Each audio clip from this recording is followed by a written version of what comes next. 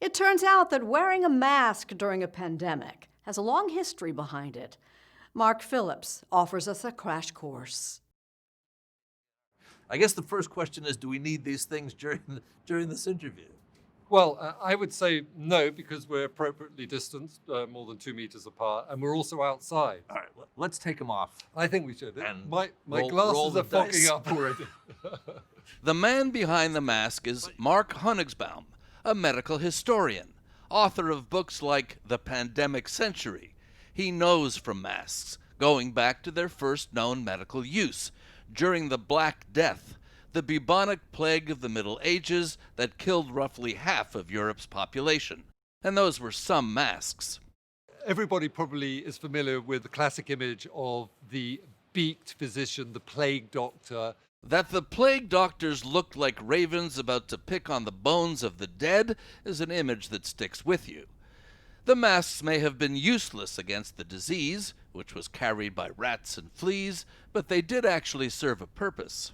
They would wear this beak, and they would put lavender in the beak as a way of acting as a barrier to the noxious vapors that were thought to spread this dreadful contagion. So it wasn't just that the world smelled, or that people dying of the plague with their boils and everything else stunk. This was thought to have medicinal purpose. Well, it was thought to block or somehow counteract these bad odors.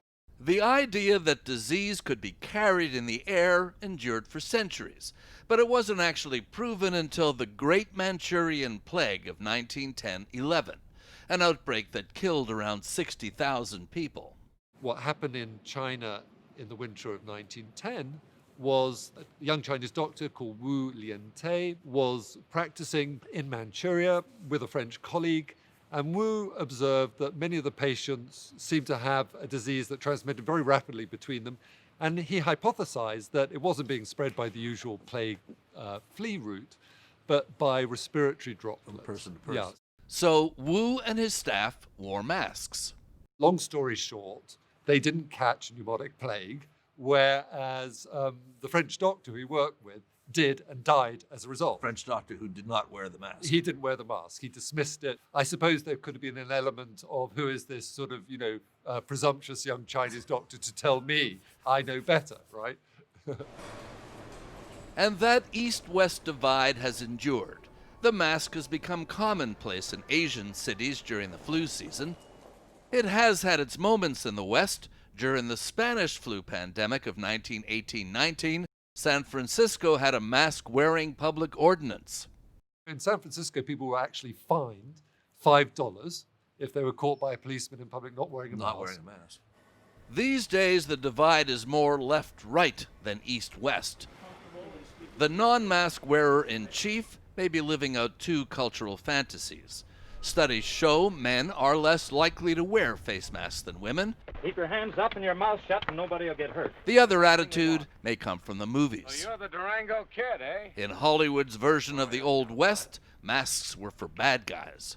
You might as well put that gun down and take off your mask. The mask has come a long way, not just in terms of social acceptability, but technically. Those Chinese doctors in Manchuria made theirs out of bandages. Surgical masks since then were also made from woven cloth, better than nothing, but not as good as this, the now coveted N95 mask, molded, not woven, out of synthetic fibers which filter out more of the virus. It's a mask that owes its inspiration to legendary industrial designer Sarah Little Turnbull, whose work on the first molded bra cup for 3M in the 60s morphed in her mind into a medical mask, and you can see why. Now the face mask is morphing again, from medical to fashion necessity. Along with the coronavirus, it has arrived. Once you see retailers, clothing companies, think there's a marketing opportunity, I think they'll catch on.